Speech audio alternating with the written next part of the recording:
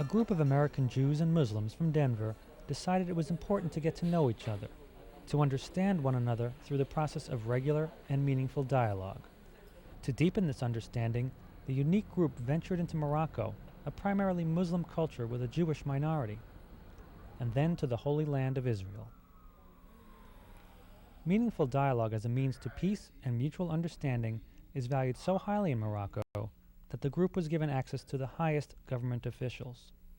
Leaders of parliament, the Secretary of the Interior, and the Prime Minister himself provided a forum to openly discuss mutual concerns about Jewish-Muslim relations as well as international issues of peace and economics.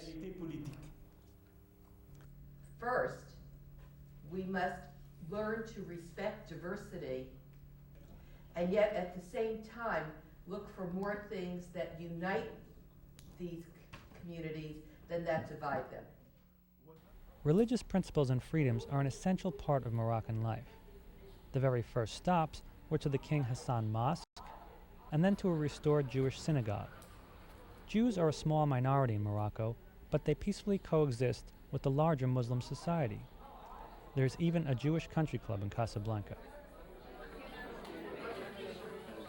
The media took great interest in the visit and arranged a press conference in the capital city of Rabat. I think that every voice that speaks out for peace is a voice that will be heard. And I believe that in that respect, we are a very important group and delegation. In Marrakesh, there was a meeting with the leader of the Jewish community who was brought to tears by the group's mission and his deep love for Morocco. He urged the group to bring a message of peace through dialogue to the people of Israel. Moi, je pense que le dialogue est indispensable. Le dialogue vocal, le dialogue dans une confiance réciproque.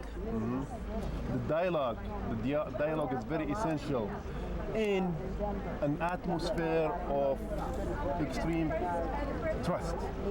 With the inspiration of a powerful and historic visit to Morocco, the group dialogued about how they would communicate the peaceful Moroccan model to the people of Israel and the United States.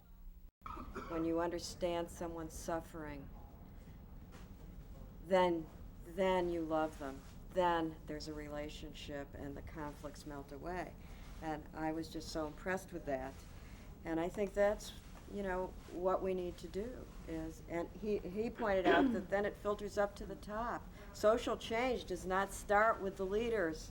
It starts from the grassroots, as you've been saying, Anita, all along. In Jerusalem, noted journalist Yossi Klein Halevi gave a briefing on Israeli life and praised the efforts of the group.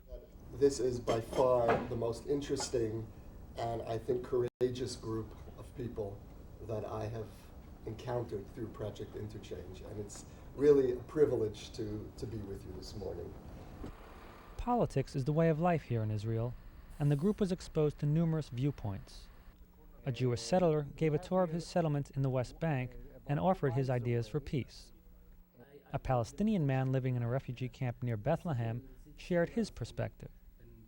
AJC Director Joseph Alfer outlined his philosophy, as did many others, and each of them listened attentively to the group's ideas and concerns. In a rural village of Israel, students from an Islamic college instructed the group on some essential Arabic prayers.